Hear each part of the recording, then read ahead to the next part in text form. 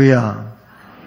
할렐루야 이 말은 하나님을 찬송하라 그러는 말이에요.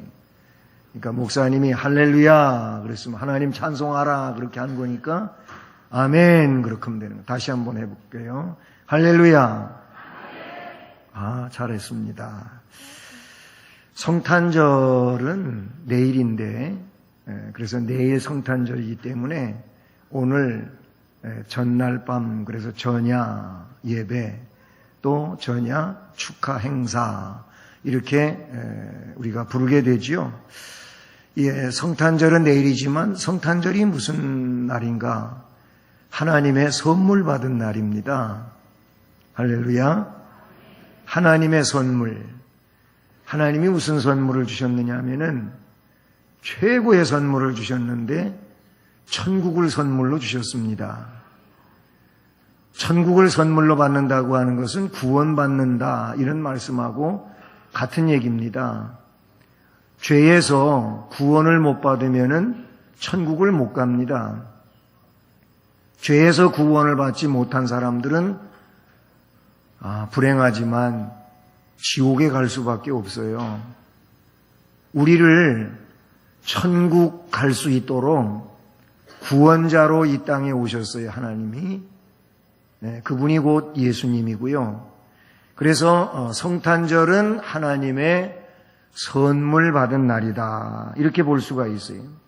오늘 말씀에 보면은 하나님이 선물 주신 것을 말씀해 주고 있지요. 그럼 하나님의 선물이 뭐냐?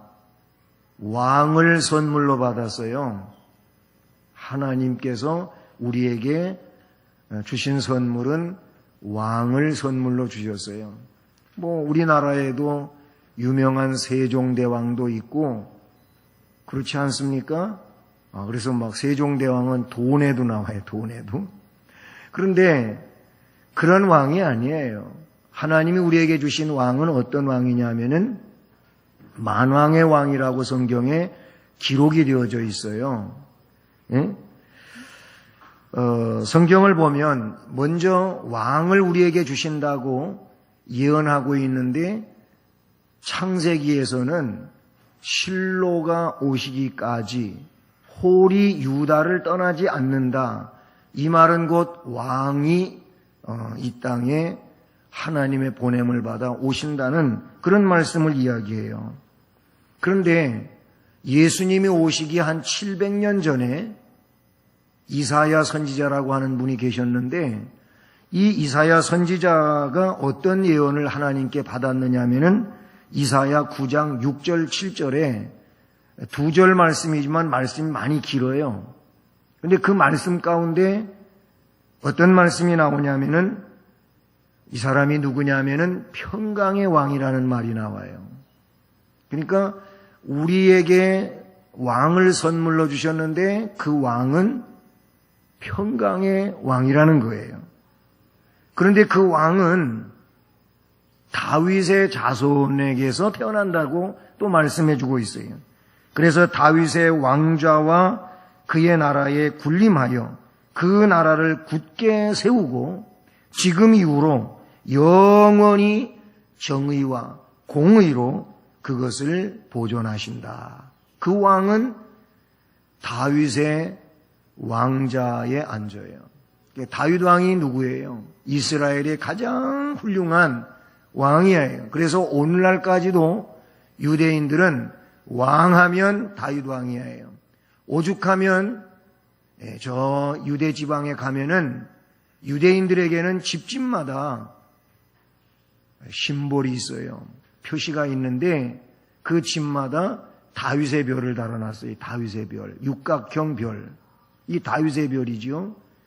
왕의 최고의 왕을 말하는데 그 이사야 선지자를 통하여 다윗의 왕자에 앉는 최고의 왕이 오신다. 이렇게 말씀을 해주고 있어요. 그래서 예수님은 이 세상의 왕 같지 않은 진정한 만왕의 왕, 세상뿐만 아니라 영원한 하나님 나라를 주장하시는 이런 진정한 통치자로서의 왕이십니다. 마태복음 1장에 보게 되면 예수님의 족보, 계보가 나와요. 그런데 그 첫째 1장 1절에서 아브라함과 다윗의 자손 예수 그리스도의 계보다 이렇게 말하고 있어요. 말씀드린 것처럼 아브라함과 다윗의 자손, 다윗이 누구예요? 가장 훌륭한 왕이지만 다윗이 이 메시아, 구원자이신 예수님에 대하여 뭐라 그랬냐면 주님이라고 불렀어요. 자기 저 후손으로 태어나는 이 왕 예수를 나의 주라 그래서요, 주인. 아니, 어떻게 저 후손이 태어나는데 주라고, 주인이라고 불러요? 왜냐하면 그분은 하나님이시기 때문에 그렇게 부른 거예요. 실제로 오늘 마태복음 1장을 딱 지나가면 2장에 가면 뭐 내일 또 설교할 본문이겠지만은 동방박사들이 나와요. 근데 이 동방박사들이 저 페르시아 천문대에서 별을 연구하는 사람들인데 이 사람들이 예루살렘에 와가지고 헤롯 궁전에 찾아가서 뭐라고 얘기하냐면은 유대인의 왕으로 태어나신 분이 어디 계십니까? 우리들이 그분에게 경배하러 왔습니다. 이런 얘기를 해요. 거기 보면 유대인의 왕으로 태어나신 분, 예수님이죠. 거기도 왕이라고 하는 내용이 나와요. 근데 예수님이 우리의 죄를 위해서 이제 십자가를 지셔야 되는데 그 방법이 어떻게 됐느냐 하면은 로마 총독에게 재판을 받아가지고 죄는 없지만 하도 사람들이 악해가지고 예수를 십자가에 못 박아라, 십자가에 못 박아라 막 그랬거든요. 그래서 빌라도가 어찌할 수 없어가지고 자기 총독 자리를 지키려고 그 너희들 마음대로 해라 해가지고 예수님 십자가 지워가지고 결국은 골고다 언덕을 올라가서 그 산 꼭대기에서 십자가에 그렇게 돌아가시지 않아요? 그런데 빌라도가 하도 이상해가지고 물었어요. 예수님한테 뭐라고 물었냐면 저 사람들이 너를 죽이려고 저렇게 아우성치는데 내가 암만 생각하고 당신한테는 죄가 없다. 사람들이 말하는 것처럼 당신이 유대인의 왕이 맞느냐 물어봤어요. 예수님 뭐라고 대답했는지 아세요? 그때 예수님이 대답한 말은 네 말이 옳다 이렇게 말했어요. 그러나 내 나라는 세상에 속한 것이 아니라고 그렇게 말씀하신 이 내용을 봐요.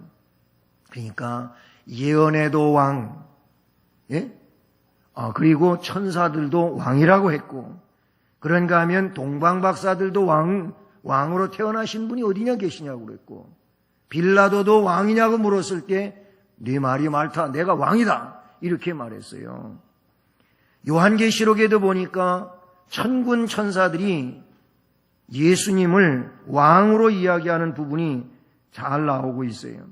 요한계시록 17장 14절을 보면 어린 양은 만주의 주시요 만왕의 왕이시므로 그들을 이기실 터이요. 여기서 그들은 누구냐면 사탄이에요. 사탄. 예? 사탄의 무리들인데 아무리 그들이 힘이 강하고 세다 할지라도 만왕의 왕이시고 만주의 주가 되시는 예수 그리스도는 그런 권세도 이기신다. 이렇게 요한계시록 17장 14절에 기록된 말씀을 우리가 볼 수 있습니다.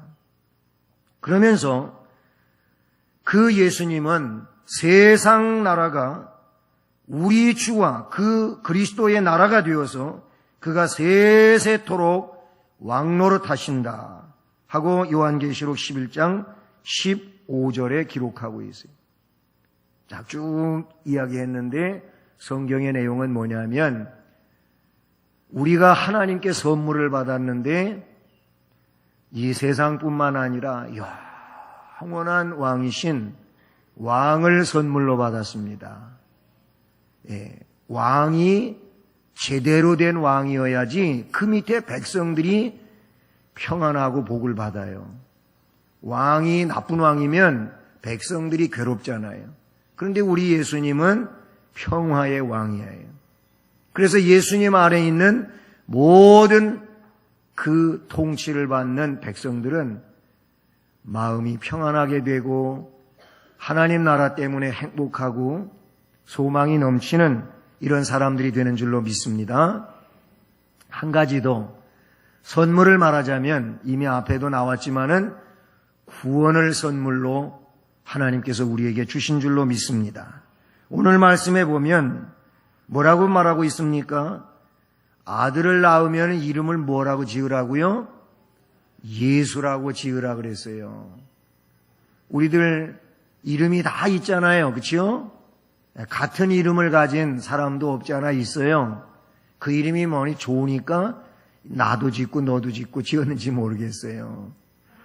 예, 우리 교회에 저하고 똑같은 이름은 저밖에 없어요. 귀한 이름이에요. 어쨌든 사람들은 다 이름이 있는데 예수님 그것도 이름이에요. 그런데 그 이름은 다 뜻이 있어요.